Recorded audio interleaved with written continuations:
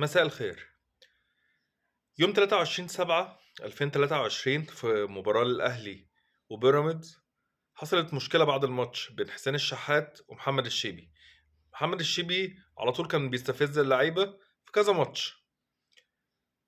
حسين الشحات ما استحملش، شتم الشيبي وضربه بالقلم بعد ما الشيبي شتمه وغلط فيه، وده كان رد فعل حسين الشحات اللي هو طبعا مش صح، طبعا غلط.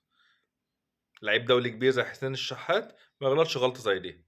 لازم في ضبط نفس، ولازم تستنى خطوات من إدارتك، خطوات من ناديك، ما تاخدش حقك في الملعب. بعد الماتش وبعد الأزمة حسين الشحات راح لحد محمد الشيبي في غرفة الملابس، بيعتذر له واعتذر له، وحضنوا بعض وباسوا بعض وحصل الصلح، والمشكلة لحد هنا خلصت. كانت شدة ملعب بغض النظر اللي احنا مش راضيين على الموقف، وخلص فجأة وبدون أي مقدمات. طلع هاني سعيد على الشاشات بيقول مش هنسيب حق محمد الشيبي، وإنها مشكلة كبيرة وما حصلش صلح عكس اللي الكاميرات صورته. اتحاد الكورة طلع بإيقاف حسين الشحات لمدة ماتشين، وده غلط. أنا ضد إيقاف حسين الشحات ماتشين بس. ال- المشكلة ماتشين مش كفاية. حسين الشحات غلط، والمفروض الموضوع العقوبة كان أكبر من كده عشان ما يتكررش تاني. بعدين الحكاية وصلت لحد المحاكم. محمد الشيبي راح عمل محضر في حسين الشحات ورفع قضية على حسين الشحات، قضية جنائية بعد التصالح اللي حصل ما بينهم. احنا في ملعب، احنا في كورة، ايه اللي بيحصل؟ مين ورا اللي بيحصل ده؟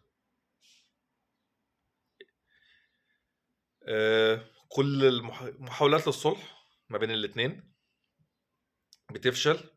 في طرف ثالث احنا مش عارفينه بيتدخل في الموضوع بيفشله، عشان اكبر دليل اللي هم اتصالحوا في ارض الملعب والشيبي ما كانش عنده مشكله. الشيبي متصور وهو الشحات بيعتذر له ومفيش مشكله. فاكيد في طرف ثالث ظهر، طرف خفي في الموضوع بينفخ في النار عشان الموضوع يكبر لحد ما وصل للمحاكم. وعندنا لعيب مهدد اللي هو يتسجن، وفي 5 لعيبه من الاهلي ومنتخب مصر هيروحوا يشهدوا في المحكمه عشان اتحجز يوم 15 ابريل لقضيه لأول جلسة في محاكمة حسين الشحات. كان في محاولات للصلح الفترة اللي فاتت، وكانت على وشك اللي هي تحصل، فجأة بتبوظ. حسين الشحات كان في برنامج رامز جلال، أول حاجة في البرنامج اعتذر للشيبي ولوالدته، وبيقدم كل الاعتذارات وبيأكد اللي هو غلطان.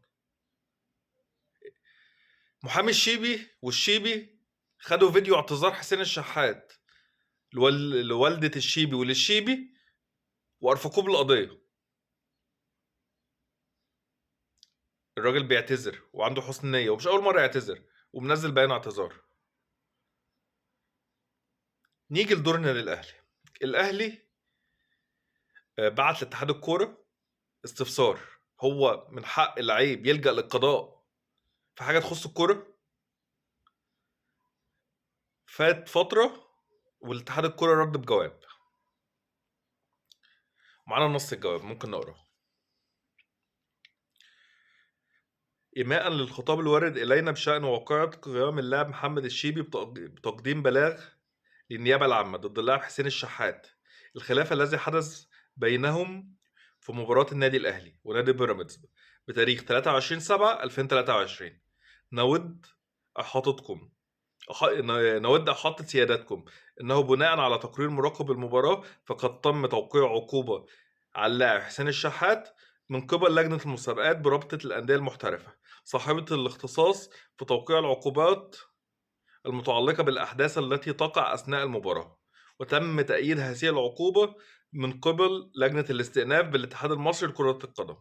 أما عن وقوع تقديم بلاغ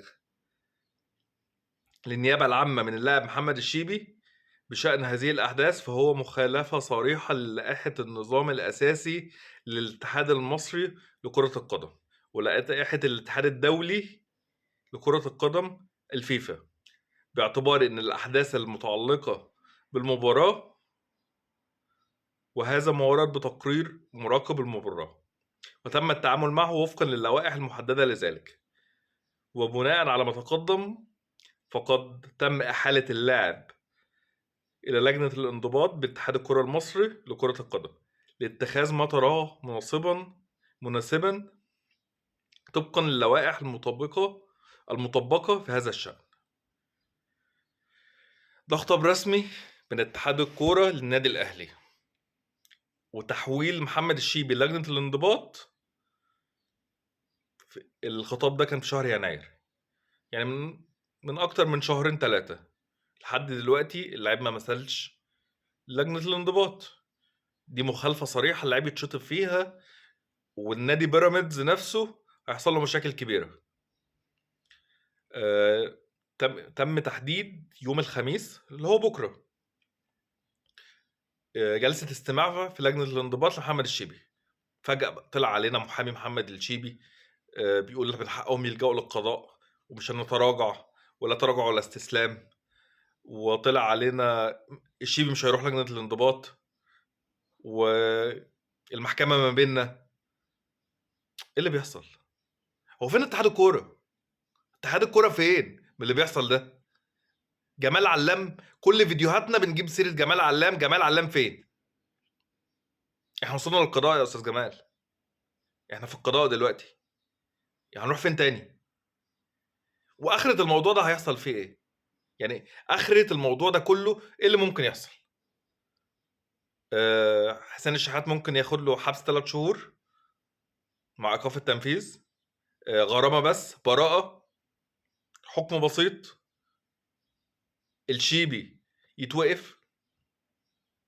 طب الطرفين خسرانين، وبيراميدز بطلع بيان احنا مكملين، احنا هنعمل وهنسوي. هو في ايه؟ هو مين المستفيد من اللي بيحصل؟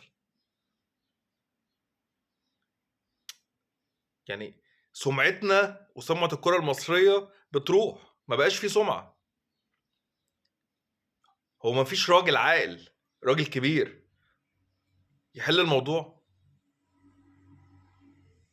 اتحاد الكورة بكامل مجلس إدارته، من لعيبة حازم إمام، بركات، من رئيس الاتحاد جمال علام، انت مش عارف تحل موضوع وصل للمحاكم، وصل للمحكمة، وحضرتك مطلوب للشهادة.